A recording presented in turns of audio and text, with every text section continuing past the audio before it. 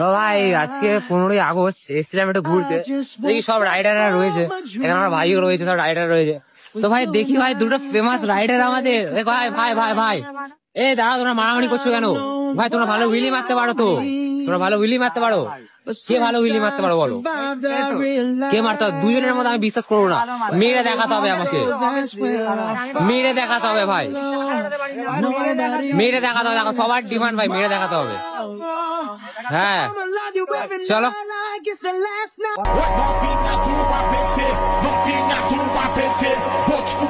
Vou te comer.